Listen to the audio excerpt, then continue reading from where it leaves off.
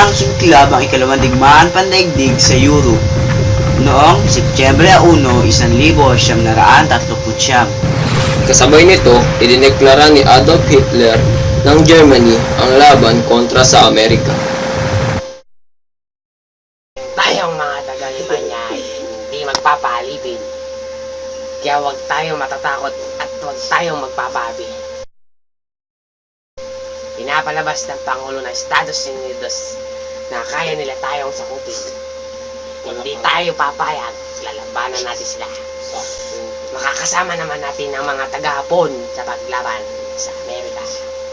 Kahit tumabot pa ang labanan sa anumang dako ng daigdig. Kaya simula ngayon ay hinihingi ko ang simpatya ng mga Alemanya. Dahil ngayon, dinideklara ko ang malawakang giyera laban sa Amerika.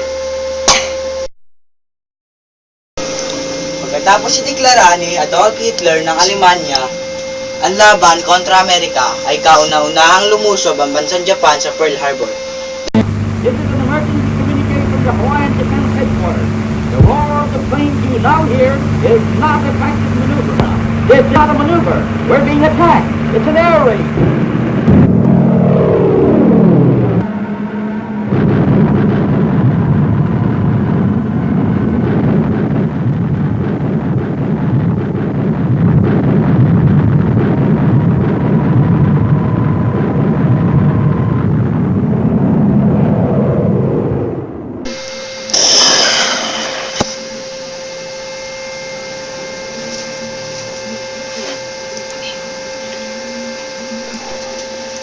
Halos 100 barko at 100 eroplanong pandigma ng Amerika ang nasira dahil sa pag-atake ngayon.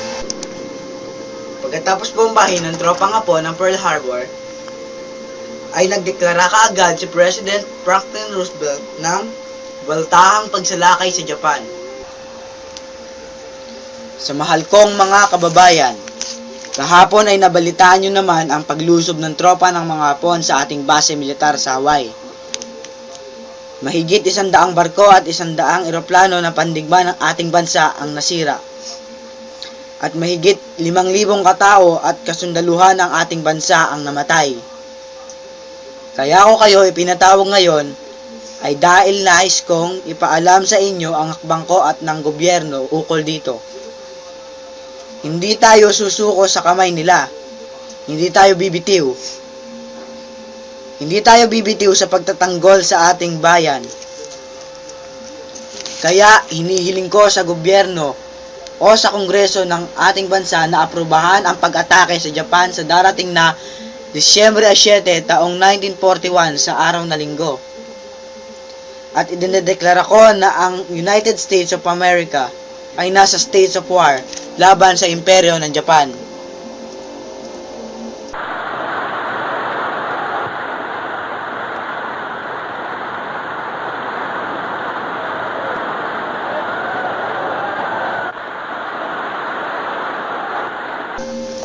Dahil dyan, pinag-utos ni President Roosevelt na atakihin o bombahin ang Hiroshima sa Japan noong Disyembre 7, 1941. Dahil sa mga nangyari, maraming sibilyan ang namamatay.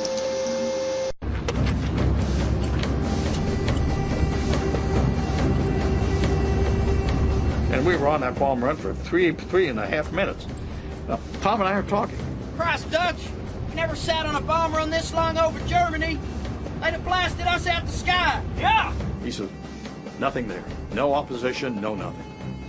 Or anything of that type. Just, just going to bomb the target.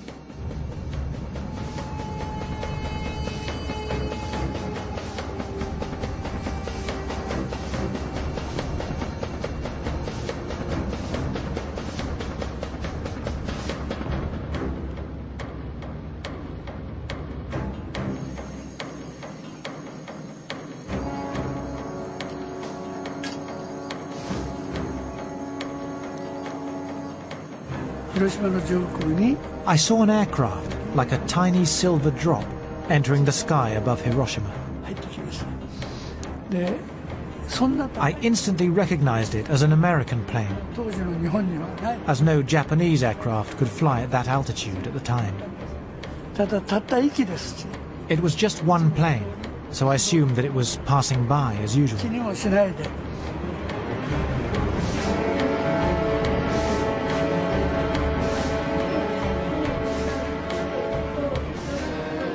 And I was counting. 1, 2,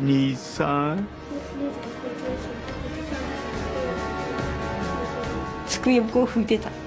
I was wiping the desktop. That was when the bomb was dropped.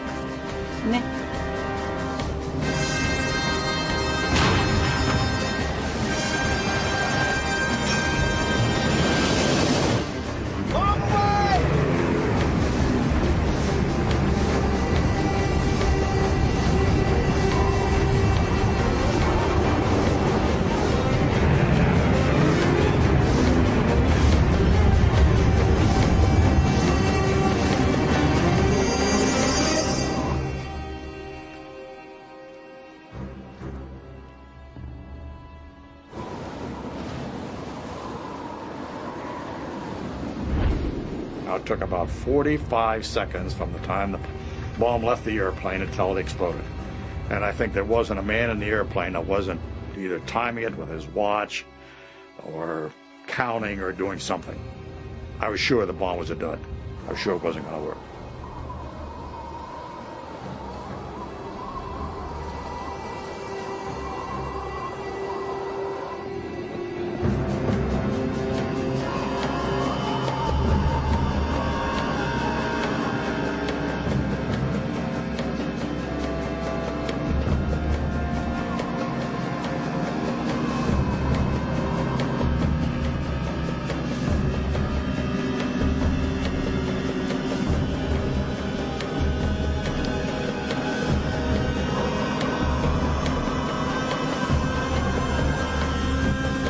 After falling for 43 seconds, the time and barometric triggers started the firing mechanism. A uranium bullet fired down a barrel into a uranium target. Together, they started a nuclear chain reaction. Solid matter began to come apart, releasing untold quantities of energy.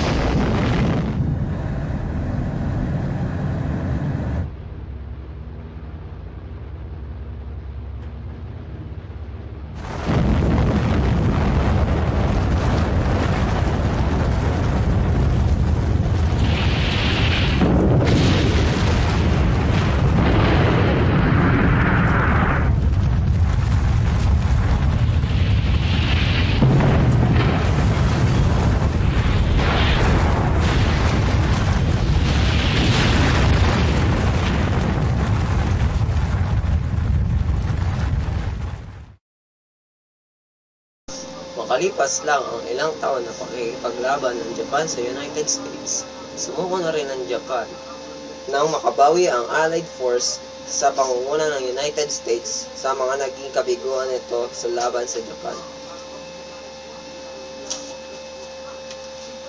Noong Agosto 14, sumuko ang Japan sa US. Noong Setyembre 2 naman, lumagda ang Japan sa kasulatang ipagpatunay ng walang masubaling pagsuko sa US.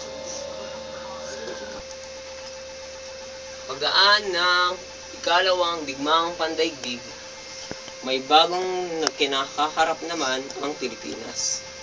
Ito yung nagdeklara naman si Ferdinand Marcos ng batas militar sa bansa. Halos magimbal nito ang buong mundo.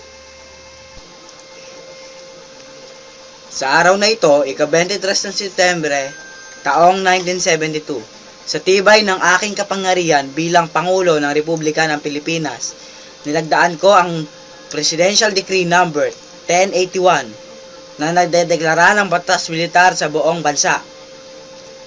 Nakatuon sa batas na ito ang pagkakaroon ng malawakang pagsakop ng aking kapangyarihan at ang pangmatagalan kong termino bilang Pangulo. Tumutukoy din ito sa malawakang pagkontrol ng militar sa buong bansa.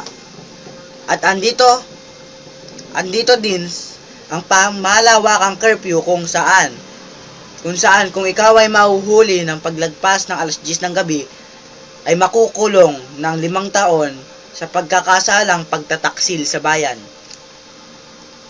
Ako lang ang may kapangyarihan bilang Pangulo ng Pilipinas na itigil ang batas militar sa bansa. Sa Section 10, Paragraph 2 ng Republic Act No. 1081 ay nakasaad na ang militar at ang Pangulo lamang ang mas mataas kaysa sa mamamayan. Ipinagpapabawal ko rin ang pagkakaroon ng parihim ng pulong ng mamamayan. I, Ferdinand Marcos, the President of the Republic of the Philippines, declared martial law, effective this September 23, 1972. Hindi lahat ng bagay ay nadadaan sa gera. May nadadaan din sa mabuting usapan. Kaya sana magtagal pa ang kapayapaan sa mundo.